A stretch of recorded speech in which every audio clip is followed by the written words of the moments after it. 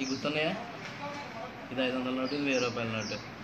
నిన్నటి వరకు లక్ష్మీదేవి లేకపోతే 1000 రూపాయలకి అయిందో 500 అయింది, లేకపోతే పని అవ్వదు అది అనేవారు. ఈ రోజు వీటిని ఇలా మడతెట్టేసి ఇలా రాకెట్ల కింద ఇలా వాడేస్తున్నారు. వీటిని ఈ కాయింట్ని చూసారా? గాంధీ తాత ఉన్నారో లేదో అదే ఎవరో తెలియకుండా ఇలా దండాలు పెట్టేసేవారు. ఈరోజు ఎందుకు పనికి రాకుండా పోని. నాకు చిన్న డౌట్, నైట్కి నైట్ మోడీ గారు కానీ వీళ్ళందరూ ఎందుకు ఇలాగా వీటిని రద్దు చేశారు? బ్లాక్ మనీ తగ్గుతుంది. బ్లాక్ మనీ ఎందుకు తగ్గుతుంది? బ్లాక్ మనీ తగ్గవలసిన అవసరం ఏముంది? ఇప్పుడు 1000 రూపాయల నోటు పోయింది అనుకుంటున్నాం, కానీ ఆ ప్లేస్లో 2000 రూపాయల నోటు వస్తుంది. వచ్చినప్పుడు బ్లాక్ మనీ ఎక్కడ తగ్గుద్ది అంటే ఇప్పుడు మోడీ గారు చెప్పింది ఏంటి? 1000 రూపాయల నోటు ఉన్నాడు, రే బాబు మీరు ఇంకా బ్లాక్ మనీ పెంచుకోండిరా, 1000 నోటు కాదు 2000 నోటు దాచుకోండి అని.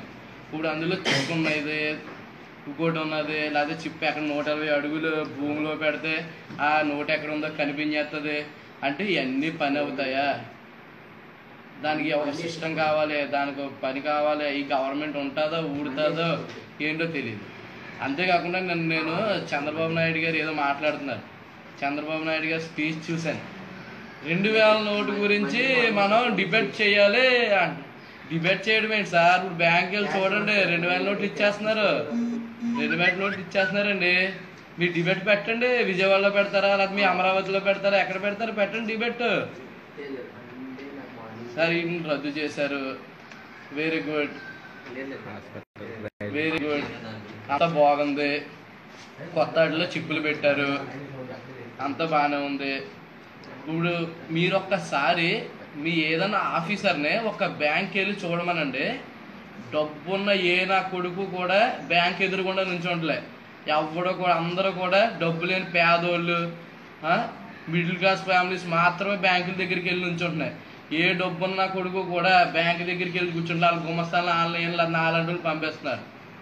ఎవడో కూడా డబ్బున్న, మీరు ఏ బ్యాంక్ వెళ్ళి చూడండి, రాష్ట్రంలో కాదు దేశంలో ఏ బ్యాంక్ వెళ్ళి చూడండి, ఎవరు కూడా డబ్బునోడు ఎవడో కూడా బ్యాంక్ దగ్గరికి వచ్చి నుంచోంటలే. అయితే ఏంటి సార్, మేనేజర్ని మేనేజ్ చేస్తే ఎస్బీఐ మేనేజరా, ఆంధ్ర బ్యాంక్ మేనేజర్ని మేనేజ్ చేస్తే ఇలాంటివి 100 తెచ్చి పాడేస్తాడు. 100 ఎందుకు సార్? ఎందుకు ఈ సిస్టమ్? అంతేకాదండి, వీటిని కొంచెం మంది ఇలా చకోడీలు వేసుకోవడానికి, ముందు ప్రజలు చకోడీలు వేసుకోవడానికి వాటికి ఇట్లు చాలా ఎటకారం పెట్టారు. ఇన్నాళ్ళు దీని గురించే 4 రోజులు కష్టపడేవారు. 30 కాయంతాల గురించి 30 రోజులు శ్రమించేవారు. ఈరోజు దీనికి విలువ లేదు. అంటే ఒక్క మోడీ మాటతో దీని విలువ పోయింది. ఒక్క మాటతో దీని విలువ పోగొట్టేశారు. ముందు చెప్పాలి సార్. అనిల్ అంబానీకి ముందు చెప్పారు, జియో పెట్టుకున్నాడు. చంద్రబాబు నాయుడుకి ముందు పెట్టారు, పొలాలు కొనుక్కున్నాడు. మేమేం చేయాలండి వీటిని అండి? అదే నరేంద్ర మోడీ గారు, అదే మీ గుజరాత్లో ఇప్పుడే చిన్న వీడియో చూశానండి, 2 కోట్లు ఎలా పెట్టి కాల్చేసాడు. అంటే ఏంటి? కొంచెం మంది పిచ్చినా కొడుకులు ఉంటారు. దేనికి? గవర్నమెంట్కి ఎట్టి పరిస్థితుల్లో డబ్బు కట్టకూడదు, అయితే డబ్బు మొత్తం నాకు చెల్లకూడదు అని కొంచెం మంది ఉంటారు. అలాంటి కొన్ని ఒక్క పేపర్ ఒక్క నోట్ తయారు చేయడానికి ఎన్నో చెట్లు కొడతారు, ఎన్నో పేపర్లో వేస్ట్ అవుతాయి. ఇది అన్నాను నేను. అవన్నీ కూడా మీరు వృధా చేస్తున్నారు. మీరు బ్లాక్ మనీ చేయాలంటే స్విస్ బ్యాంక్లో ఉన్న బ్లాక్ మనీ బయటికి తీసుకురండి, లేకపోతే వేరే వేరే దేశాల్లో మన చంద్రబాబు నాయుడు గారు సింగపూర్లో ఉన్న హోటల్ ఎంత ఉందో తీసుకురండి. అండి పొలిటీషియన్ అంటేనే కరప్షన్ సార్. కరప్షన్ మొదలయ్యేదే మీతో, మళ్ళీ మీరు చేంజ్ అయ్యేదేంటి సార్? మీకు గుడ్ నేమ్ ఉండొచ్చు, లేకపోతే మన చంద్రబాబు నాయుడు గారికి గుడ్ నేమ్ ఉండొచ్చు, వైఎస్ జగన్మోహన్ రెడ్డి గారికి గుడ్ నేమ్ ఉండొచ్చు. ఎవరికి గుడ్ నేమ్ ఉన్నా ఏదున్నా ఒకళ్ళు పలుకుబడి, ఒకళ్ళు ఇన్ఫ్లుయెన్స్, మీరు ముందు లీక్ ఇవ్వలేదో చెప్పండి. మీ ప్రభుత్వం ఈ 1000 నోటు, ఈ 500 నోటు క్యాన్సిల్ చేసి ముందర మేము ఏ పారిశ్రామికవేత్తకు కానీ, ఏ రాజకీయ నాయకు కానీ, లేదా మా పార్టీలో ఉన్న హోమ్ మినిస్టర్కి కానీ, ఎమ్మెల్యేలకు కానీ ఎవరికి లీక్ ఇవ్వలేదని చెప్పండి, నేను ఒప్పుకుంటాను. అండి డిసెంబర్ 31 చివరి దాకా జియో సిమ్ ఫ్రీ అని అనిల్ అంబానీ ఎందుకు మాట్లాడాడు? అలా ఎందుకు పెట్టాడు అంటే, రేపు పొద్దున్న జనవరి తర్వాత నుంచి ఒక 20% బిజినెస్ సిమ్ ద్వారా చేసుకుంటే అదంతా వైట్ అయిపోద్ది. అందులో మీకు ఎంత ముట్ట చెప్పారు? ఇలా రకరకాల క్వశ్చన్స్ వస్తాయండి సామాన్య ప్రజల్లోని. మా ఆవేదన అంతా ఏమీ కాదు, మా ఆవేదన అంతా ఏమీ కాదండి. ఈ రోజు ఒక సామాన్యుడు బ్యాంక్ వెళ్ళి ఒక 50,000 తెచ్చుకోవాలంటే సామాన్యుడు బ్యాంకులోకి వెళ్ళి క్యూలో నించోవాలి. ఒక రేషన్ తెచ్చుకోవాలంటే సామాన్యుడు ఒక రేషన్ షాప్ ముందర క్యూలో నించోవాలి. ఒక పింఛన్దారు, ఒక ముసలోడు 80 సంవత్సరాలు 90 సంవత్సరాలు లేదా 60 సంవత్సరాలు దాటిన అవ్వతాతలు ఏంటి పంచాయతీ దగ్గరికి ఉకోదాని దగ్గరికి వెళ్ళి వేలు ముద్ర వేసి నుంచోవాలి.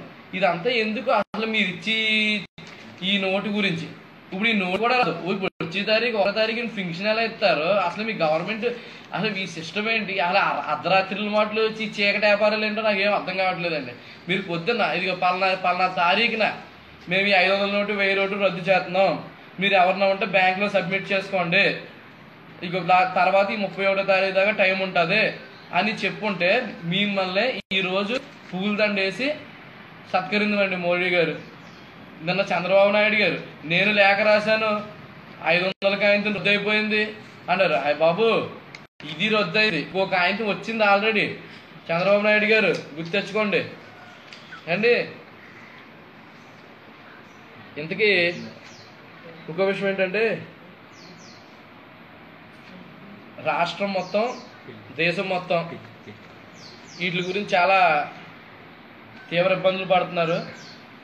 బంకుల్లో కానీ హాస్పిటల్స్లో కానీ తీవ్ర ఇబ్బందులు పడుతున్నారు. ఈ రోజు నుంచి అన్ని బ్యాంక్స్ కూడా ఓపెన్ చేయడం జరిగింది. అందరూ కూడా కష్టమో నష్టమో తప్పదు కదండి. రాజకీయ నాయకులు చేసే తప్పుకి సామాన్య ప్రజలే బలవ్వాలి. సో అందరూ కూడా ఈ మార్పుకి సహకరించి మంచా చెడ మన ఇబ్బంది పడుతున్నామా లేదా అన్నది పక్కన పెట్టి అందరూ కూడా నిర్ణయాన్ని స్వాగతించవలసిన అవసరం ఉంది. అదేవిధంగా మన పేదలకు ప్రతి పనిలోనూ కొద్దిగా ముందు ఇది ఒక చారిత్రాత్మక నిర్ణయం. దీన్ని చేసే ముందు మీరు బడా పారిశ్రామికవేత్తలకు, జియో ప్రవేశపెట్టిన రిలయన్స్ అంబానీలకి వీళ్ళకి చెప్పి ముందర కాస్త లేట్గా అయినా సరే సామాన్య ప్రజలకు చెప్పుకుంటే ప్రజలందరూ సంతోషించరండి. అది మామూలుగా